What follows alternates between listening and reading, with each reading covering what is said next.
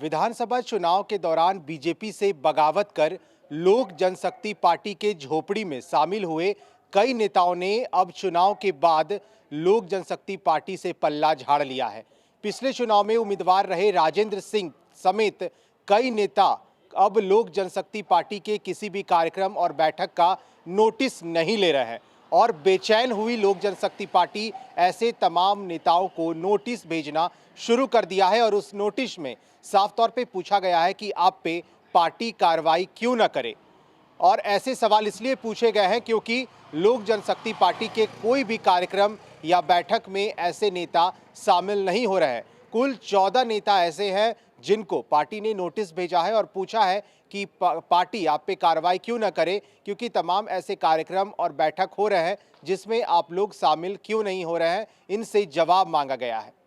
लोक जनशक्ति पार्टी ने वैसे 14 नेताओं को नोटिस जारी किया है जो पिछले विधानसभा चुनाव में पार्टी के उम्मीदवार तो थे, लेकिन उसके बाद पार्टी के किसी कार्यक्रम में शामिल नहीं हो रहे हैं। लोजपा की ओर से जारी पत्र में कहा गया है कि ये नेता न सिर्फ पार्टी की बैठकों से गैर हाजिर रह रहे हैं बल्कि कोई सूचना भी नहीं दे रहे हैं। इससे पार्टी में भ्रम की स्थिति फैल रही है।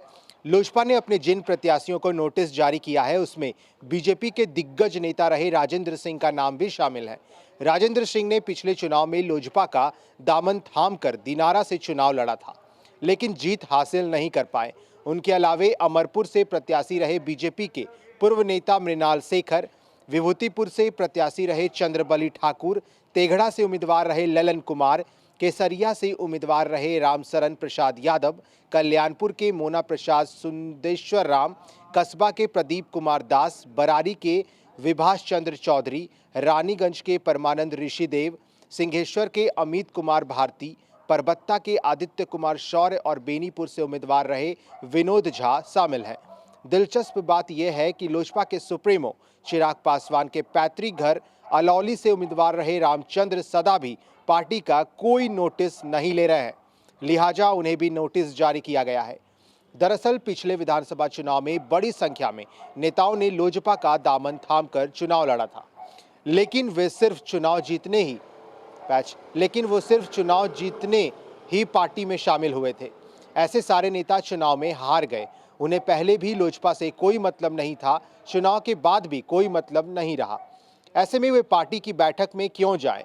लोजपा से विधानसभा चुनाव लड़ने वाले रामेश्वर चौरसिया ने तो चुनाव के बाद खुद ही लोजपा से इस्तीफा दे दिया था।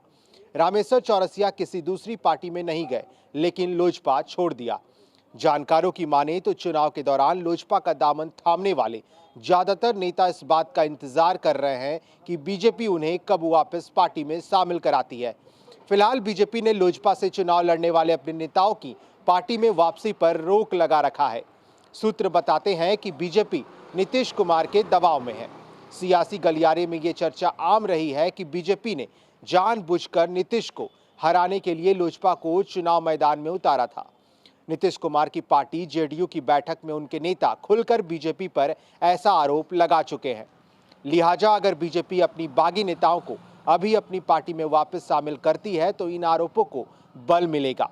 ऐसे में पार्टी ने तय कर रखा है कि चुनाव के दौरान बागी बनकर लोजपा में जाने वालों को वापस नहीं लिया जाए, तभी राजेंद्र सिंह जैसे नेताओं को भी पार्टी में शामिल नहीं कराया जा रहा है। तो साफ तौर पे अब लोक जनशक्ति पार्टी ने ऐसे 14 नेताओं को नोटिस जारी कर दिया है और पूछा है कि आप चुनाव के बाद कोई भी लोक जनशक्ति पार्टी की बैठक और कार्यक्रम में शामिल क्यों नहीं हो रहे हैं। अब देखने वाली बात होगी कि इन नेताओं का क्या कुछ स्टैंड निकल के आता है। आप बने रहे फर्स्ट बिहार झारखंड के साथ। धन्यवाद।